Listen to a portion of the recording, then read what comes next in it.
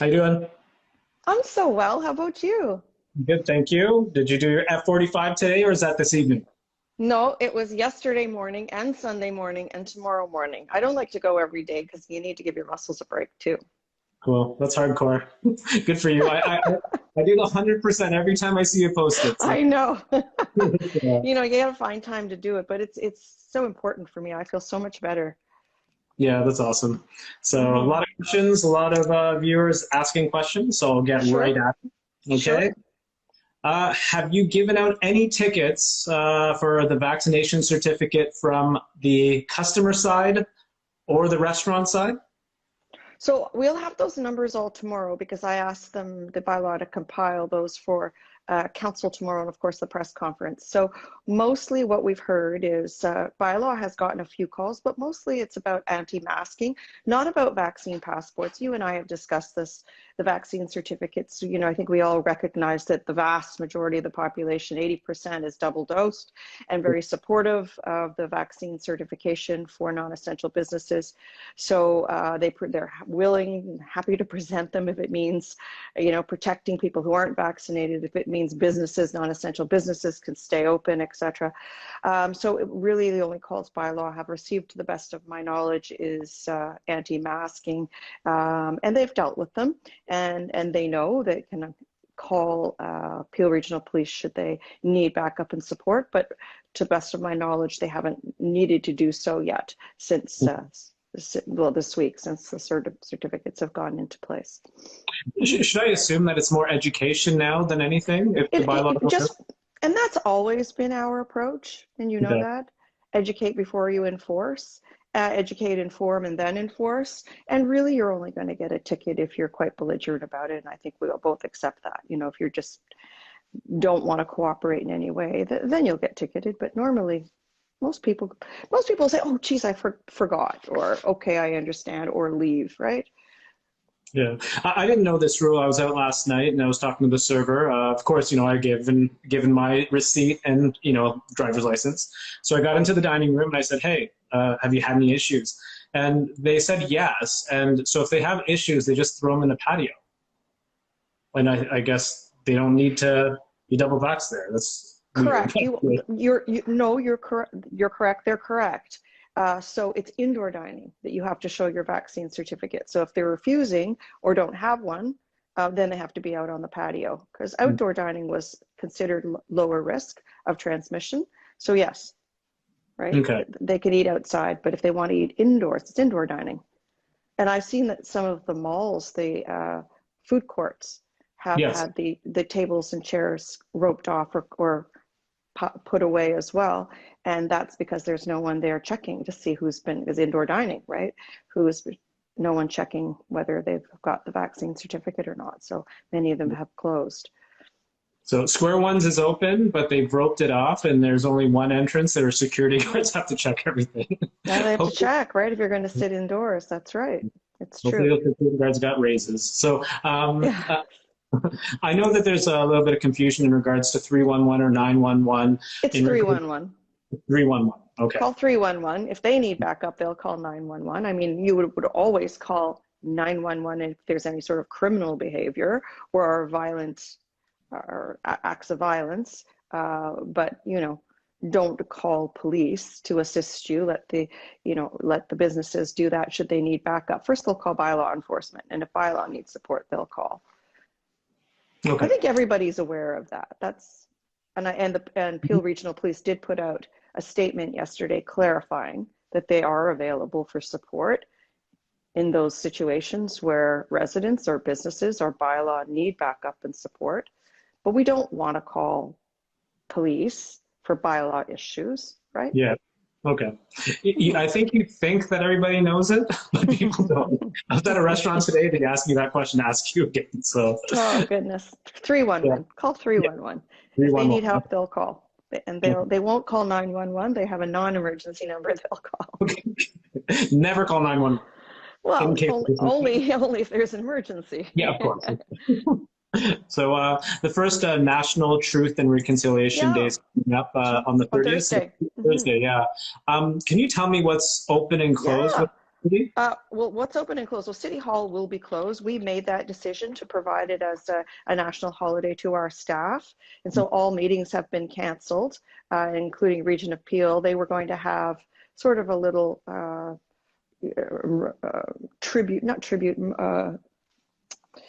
ceremony Okay. paying tribute to the survivors, and they've moved that to Wednesday. But of course, we have council meetings.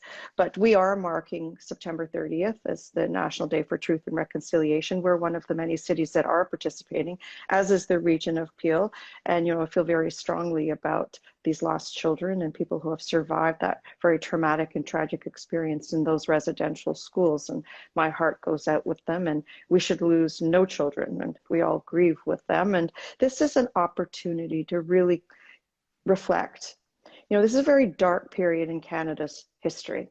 And, globally, people are looking at Canada differently now, thinking, how could this have happened in a place like Canada? And frankly, I was aware there were residential schools. I just wasn't aware of the abuse that many of the children faced. And I don't think we all were until this year, until the graves were found and we heard some of the survivor stories. And maybe we heard about it previously, but we thought it was more isolated. But now it was rampant in these schools. So there's a lot we're doing, of course. We're lighting the clock tower orange. Tomorrow at council, we've asked everybody to wear their orange shirts, so we know the significance of those. What else are we doing?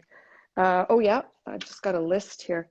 We're also painting those moccasin identifiers all through the square, which is a nice little memory and memento. But there was a lot of pain and suffering called, and of course our city is named for the Mississaugas of the Credit. So of course we would honor this day, and we take it very seriously, and we've given it as a holiday to staff for everyone to reflect. So a lot of pain has been caused, and so I think this is on the path to truth and reconciliation for our city. Let me see what else. I'm just looking at the list. Are the rec centers open or closed?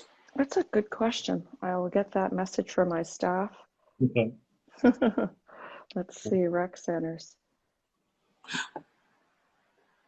We'll get back to it when they answer you. So, yeah. So, well, it sounds like you guys are doing a lot of great initiatives. Well, we're trying to. Yeah, we're absolutely trying to take this, very seriously and give it the dignity that it deserves, so that we reflect properly, and, will be acknowledged at council tomorrow. I'm sharing, and I know, I may do some media on Thursday morning to talk about the initiatives and how important the day is, especially to a city like Mississauga. So it was the right thing to do, in that path towards healing and reconciliation. We're going to switch gears a little bit. We're going to go back to vaccinations now. And the rec centers are closed. Looks like City Hall is closed. We're giving all our staff, the day off. It's a national day of mourning. Okay. Right. So rec centers will be, also city facilities will be closed. Okay. Let's talk about vaccinations. How are vaccinations going in Mississauga? Yeah. So good news. We're at 80% of all eligible, which is 12 plus. And so we're very, very pleased about that. And our goal is, at least my goal is to get to 90%. So we're using, different methods that are much more targeted and working with community groups and community organizations and cultural groups and religious organizations to try and get into those postal codes where we know they have lower vaccine rates. So, whether it's Bloor-Dixie or it's Malton, and I just throw that out as two examples, but there are 5 or 6 in Mississauga that in those postal codes, they have lower rate of vaccination. So we're trying different things and pop-up clinics, and the Vax van, as we talked about, is going out to them.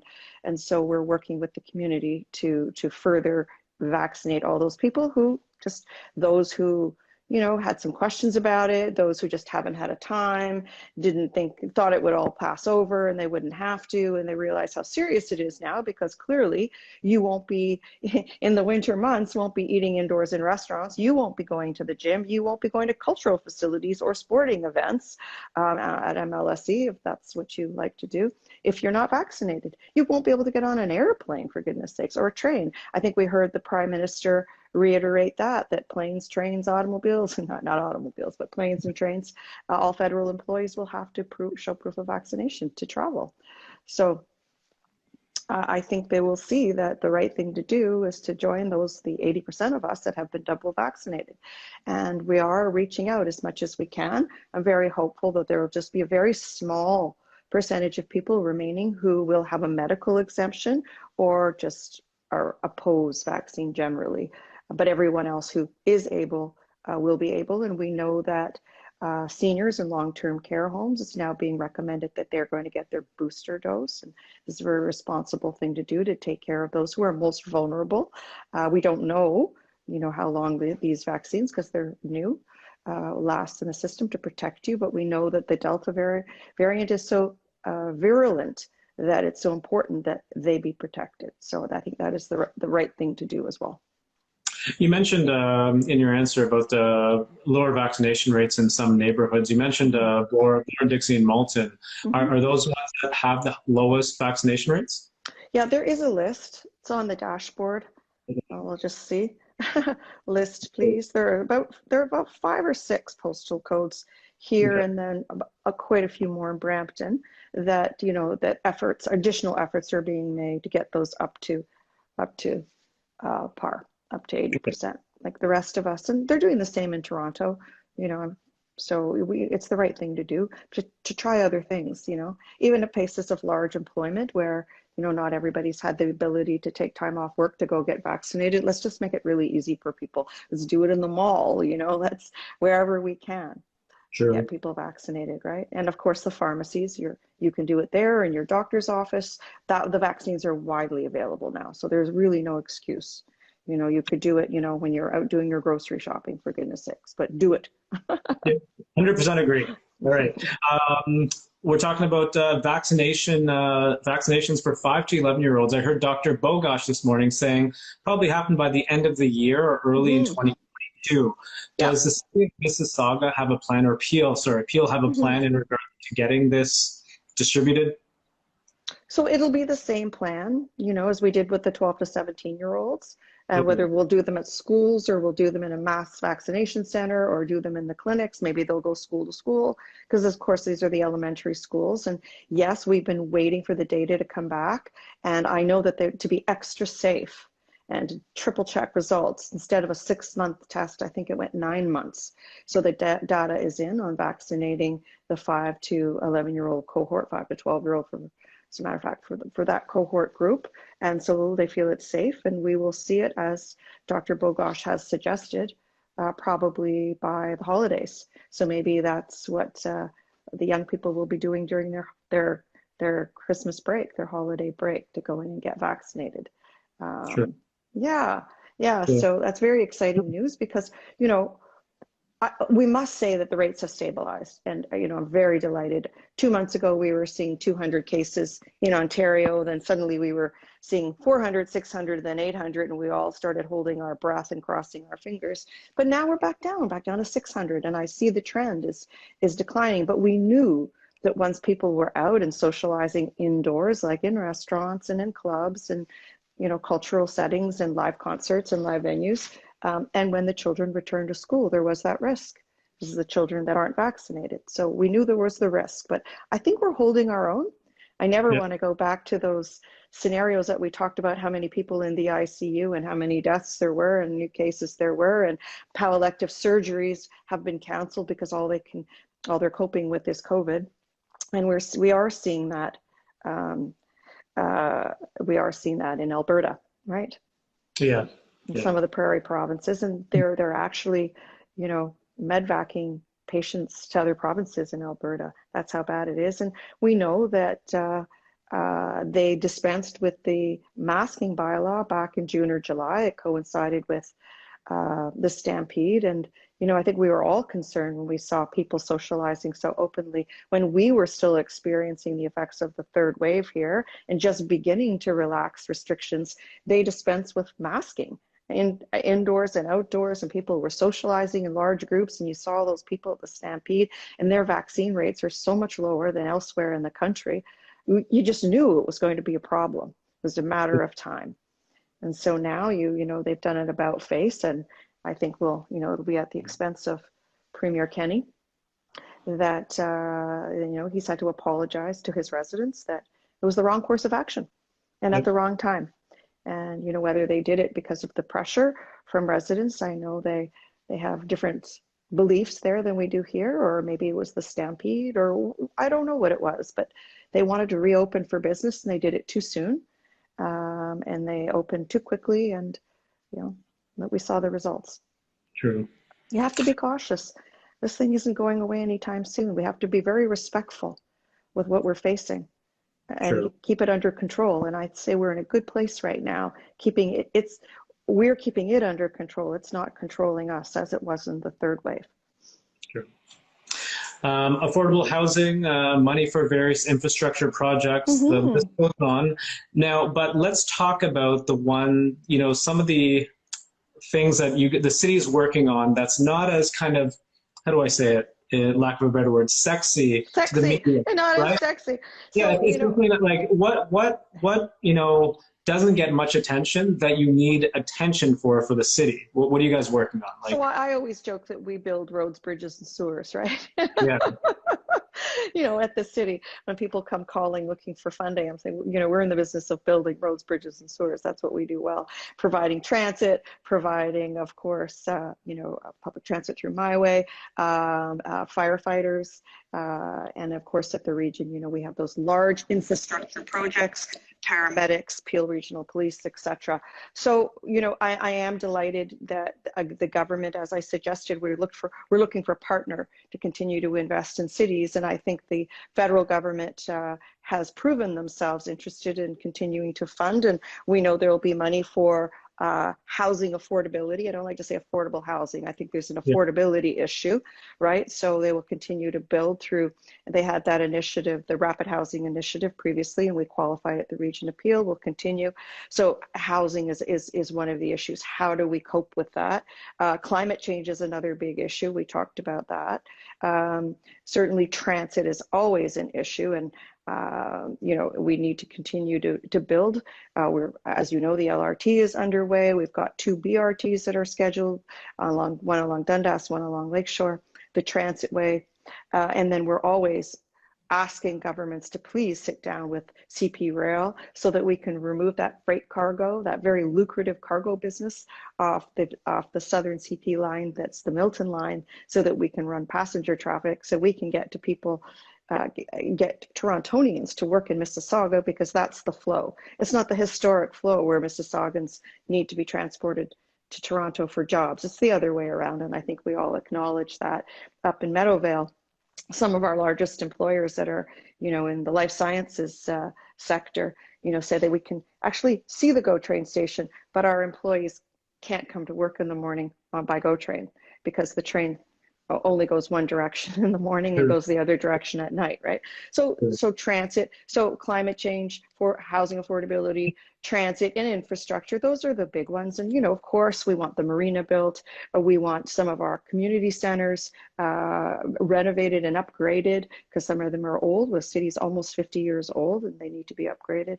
So we have a large list of infrastructure projects that we require funding for. And, at the end of the day, we talk about this and we're at the whim, frankly, to make our business case to another level of government for funding. But at the end of the day, they need to recognize that we need 21st century tools, 21st century tools to build 21st century cities, but all we have is 19th century tools. Property tax, which is a very regressive form of taxation. We can't run deficits. So of course, any large infrastructure or aspirational project, we have to ask for funding from another level of government, and it doesn't allow us to control our own destiny. So, the whole notion of dedicated, reliable revenue for cities long term, so that we we can count on it. Because, you know, gas tax is good, but sometimes they double it for us and sometimes they don't. And it's not very reliable. We need a reliable source of revenue that is not regressive and that is dedicated and long-term, that we can plan around, that we can build great cities with. Why should I? Because, you know, I'm very grateful for the funding we received for the LRT, but, you know, why wouldn't the city have had the tools to build such an aspirational project as that, right? So these are some of the kinds of things that the governments, both at both levels, federal and provincial, need to think about as cities. And we have, you know, we want world-class cities. That's where our people live. They're the engines of the economy. It's a cliche, I know, but they are. But yet, you know, they don't fund them in a reliable way for us to make them great. You have mayors that have to advocate to both levels of government for their projects. So I think reassessing revenue streams, reliable, long-term, dedicated for cities. And you know, in most places, we get a share of the income tax. Look at Europe. They don't have regional governments. Many of them don't even have provincial governments. They've got cities, right? Yeah. And the national governments, and they all share the income tax stream. Interesting. Yeah, it's very interesting, but it's something we need our governments to look at more seriously. And the mayors have been singing from that choir book for some time. We all sing from the same choir book. That makes it easy for them when they hear us.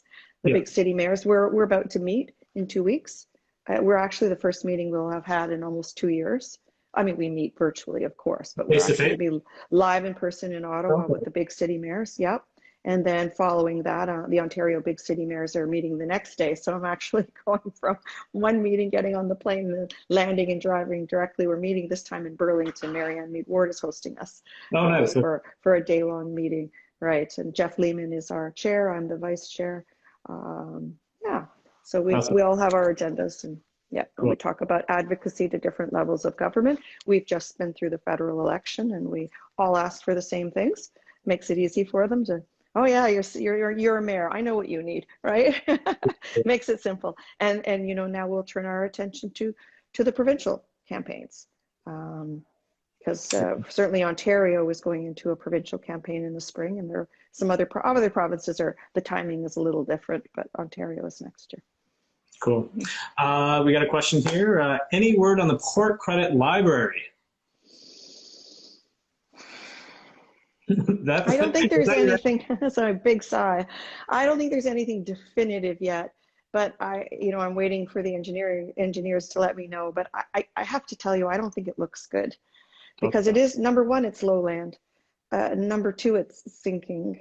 I think there's a structural issue there, I should say, and it's built on former, town waste disposal, right? Town dump in lowland by the river. So probably wasn't the best location. So we're waiting for all the structural reports to come back in, but I don't think it looks good. I think we may start to put our minds to, if we had to rebuild it and move it, where would that be? Okay. So let me ask you this then. I mean, I'm assuming the Music Walk of Fame is going to be okay then? Because I know it's by there. Well, that's a park. Yeah, so that's okay, right? Okay. The park is fine, right? We'll still have the Buster Fest and the Southside Shuffle and the Waterfront Festival and the Music Walk of Fame and the gazebos, but it's, they're all okay. Think about the building that's housing all those books. Yeah, that's true. Okay, weighing it down. Okay, I got it. Correct. So there are, let's call it, structural issues. Okay. Awesome. Yesterday, the Ontario government announced $100 million grants towards tourism sector to bounce back from the COVID-19. Yeah, this is very, very important because, as you know, that is one of the most impacted businesses sectors. So with tourism, hotels, restaurants, which were shuttered for months, right? And, I hope they do something for personal care providers. Often those were businesses run by women, and they were also shuttered for many months. But certainly the hospitality industry and the travel and tourism, I know they've come to deal with some of the airlines, but the airport, which continued to see declining passenger counts, hence declining revenue for them. But restaurants and hotels really suffered. And are the cities going to apply for that? Is the city going to apply for that? Well, we have a tourism, Mississauga Tourism Fund, right? The MAT. And yeah, if we're eligible, we will, and that will help promote our businesses. But I don't know, I haven't seen the structure of what that will look like, whether municipalities are apply or sectors or certain businesses. I'll take a closer look at how that will work. But you know, they've all come to me and said that, you know, getting employees right now is very tough, right? They're all short-staffed, and many of them aren't open full hours or every evening because of staffing shortages. So we're encouraging, you know, people who are looking for work to consider the hospitality industry, because I know they're in need of workers, of employees. Agreed. Last question we have here. What does Mississauga have to do to attract people from other neighboring cities to come here and have fun for tourism? Like, you look at Burlington, they have the Sound of Music Festival. You know, obviously Toronto has tons of things. What does Mississauga's signature have to be for attracting people? You know, it's a great question, because we see ourselves as the festival capital, right? Because we run festivals every weekend in Celebration Square. You know that, from the Bollywood Monster Mashup to Mosaic and Polish Heritage Day, Ital Fest, Ukrainian Heritage Day. Every weekend, Filipino Festival, we have a cultural event at City Hall at Celebration Square. And it's launched by the Carasaga Cultural Festival in late May. Right, and Bread and Honey is early June. We have the Waterfront Festival, which kicks off the summer season here in the South. Paint the Town Red on Canada Day, and the South Side Shuffle, which closes out the summer after Labor Day weekend. So we are a festival city, and I think we're known for that. But also the music scene is really becoming a big tourist attraction too. And we've got great live music in Port Credit. We have a thriving music industry. As you know, we're home to Metalworks, of course. And, you know, of course, we have beautiful parks, but in addition to that, we have the waterfront. And this is one of the reasons why, and waterfront businesses, including fishing and the salmon derbies and recreational water sports and boating. We have lots of hobby fishermen as well. So we really do want to build that public marina. We think that that'll be a great tourism generator as well. I think there's a lot of interest in what's going on at the waterfront, because we have those two large-scale mixed-use developments happening on the Lakeview site where the power plant was. 167 acres mixed use. There's a lot of interest. Of course, they've got the sunflowers there. There's a very small stage. I've had the opportunity to go to Sunset and Sunflowers to the stage to hear some live music, and then the bright water as well. And those have generated a lot of interest. So we are seeing tourists come in to just check out what these new developments are all about. And boy, this might be a very attractive place to come and retire or live, because there's thriving communities by the water. So between festivals and live music and all the interest in the new development occurring on the waterfront, plus light rail transit, which will make it easier to get around and move through Mississauga, so much going on in our great city. Really, so much. And I think we're very blessed. And let me share with you, we don't have trouble attracting investment in Mississauga. There have been a number of companies that continue to invest even throughout COVID.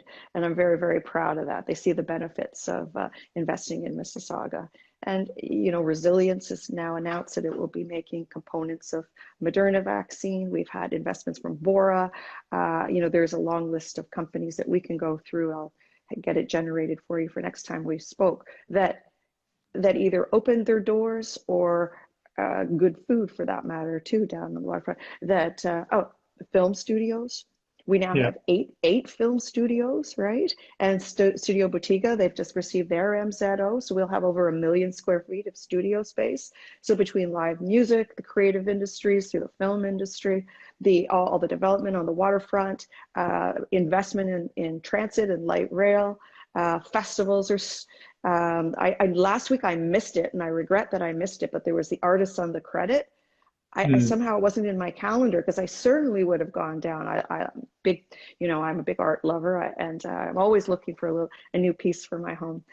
So I regretted missing it. I saw the notices go up on some of the social media. Councillor Dasco posted that he was at the credits on Arts on the Credit rather, and I thought, oh, I missed it, darn. and we have, of course, art gallery. So there is a lot. We do offer a lot, right? You've sold Mississauga to me, and right? I'm So a great ambassador for our city because I love it. glad- And we have the best people, and we have an incredible city, and we're only getting better. Nice. I guess a Ferris wheel is still out of the question, right? Ferris wheel?